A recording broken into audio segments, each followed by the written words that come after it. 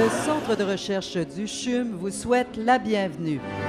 Mesdames et messieurs, le Centre de recherche du CHUM regroupe plus de 300 chercheurs. Ce soir, nous avons le privilège d'avoir parmi nous plus de 55 d'entre eux. Veuillez accueillir chaleureusement les chercheurs du CR-CHUM. Accueillons notre invité d'honneur, la récipiendaire du prix Nobel de médecine 2008, la professeure Françoise Barré-Sinoussi.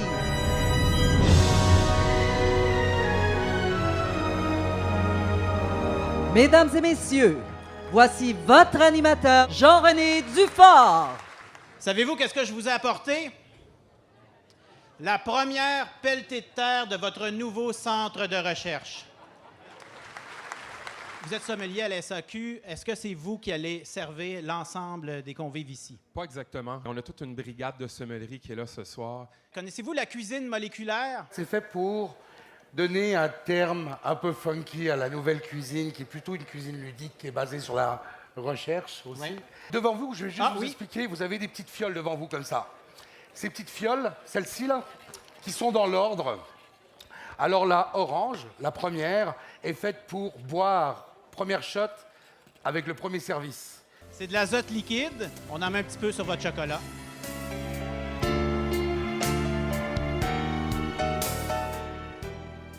Je suis Michel Saint-Pierre. Mon histoire a commencé, je venais de finir un gros tournage et je m'entraînais, puis je commençais à voir mon ventre grossir.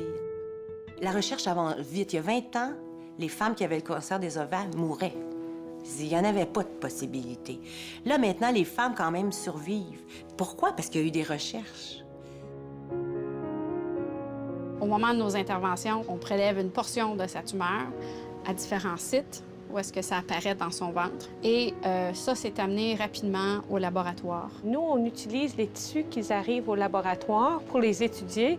On espère que nos efforts et les efforts qu'on fait au niveau international vont un jour nous donner un test qu'on pourra dépister le cancer de l'ovaire dans les phases précoces. Une statistique, c'est pas une condamnation. Et moi, j'ai décidé que ça serait ça. La statistique serait pas une condamnation. On est là, on est prêt à participer, nous autres. Mais on n'a pas l'argent. Moi, je l'ai pas. Moi, j'ai le corps. Je veux vivre. Je veux vivre. Mon intérêt pour les cellules souches date déjà il y a presque 10 ans, suite à ma formation en chirurgie cardiaque à l'Université de Montréal. Guérir un cœur malade avec des cellules souches, ce nouveau traitement est actuellement mis à l'essai au CHUM. Il donne déjà des résultats spectaculaires selon le médecin du premier patient qui en a profité. Le projet consiste finalement à utiliser les cellules souches des patients. Donc, on parle de cellules souches autologues. Au lieu de transplanter tout l'organe, nous sommes en train de transplanter les cellules une par une. Avant l'opération, aussitôt que je faisais de l'effort physique, je devais arrêter, puis ça me fatiguait. C'est comme si on a rajeuni le cœur de M. Tremblay d'une quinzaine d'années à peu près. Je m'appelle Alexandre Bilodeau, j'ai participé aux Jeux olympiques de Vancouver. Et puis ce soir, j'aimerais rendre hommage au professeur Jacques de Guise. Vous avez inventé une technologie qui permet une image en temps réel et en 3 dimensions du genou, le knee KG. La raison pour laquelle j'ai accepté d'en parler ce soir, parce que ce n'est pas nécessairement ma tasse de thé, ce genre de témoignage, c'est que mon père a rencontré un médecin à l'époque, qui est le docteur André Barbeau, qui a été un des premiers médecins à s'intéresser au Parkinson, à développer un médicament qui s'appelait le L-Dopa. Ça fait 30 ans de ça. Et depuis 30 ans, il y a des chercheurs qui travaillent, malheureusement, dans l'ombre.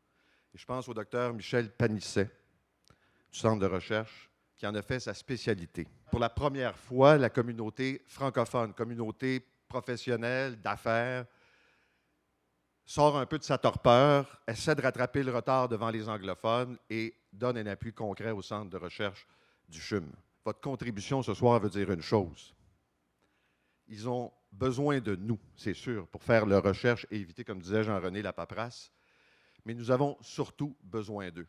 Bonsoir tout le monde. J'aurais voulu être avec vous ce soir pour rendre hommage aux chercheurs du CR-CHUM ainsi qu'à Mme Barré-Sinoussi qui, avec son équipe, a découvert le virus du sida en 1983. C'est vraiment un grand honneur d'être ici ce soir et de côtoyer de grands chercheurs. C'est vraiment un honneur d'être ici. Merci aux chercheurs de continuer de chercher et de nous faire du bien. Merci beaucoup. Merci. Aujourd'hui, on a organisé un symposium en attirant, en invitant, en étant heureux d'avoir le privilège d'accueillir le Dr Françoise Barré-Senoussi, qui est venu parler et qui est venu échanger avec les chercheurs dans un colloque scientifique que l'on veut annuel et montrer à la population qu'année après année, le Centre de recherche va attirer des chercheurs, des prix Nobel. Et ce soir, la communauté d'affaires est avec nous et on est extrêmement fiers. Nos chercheurs sont fiers de porter soit le foulard, soit la boucle pour les dames, pour vous montrer qu'on est présent et qu'on veut travailler pour vous. Je veux vous présenter notre invité d'honneur, le prix Nobel de médecine, Dr Françoise Barré-Senoussi. Bonsoir. Bonsoir et merci. Merci à vous tous d'être là ce soir. Merci à vous tous parce que votre présence, pour nous, chercheurs, est un témoignage important que vous nous faites de croire en nous, de croire à la recherche. L'innovation, les idées nouvelles, les concepts nouveaux, ce sont aussi des jeunes chercheurs qui les apportent. D'où l'importance d'avoir des financements pour ces jeunes chercheurs, pour les avoir à nos côtés. Qu'est-ce qui fait le plus plaisir? Aller à Stockholm, recevoir le prix Nobel ou après, à l'annonce du prix Nobel, recevoir des messages de patients que j'avais rencontrés dans les années 80 pour me féliciter et pour me dire on est encore là. On est encore là et on voulait vous dire merci. Ça, pour les chercheurs que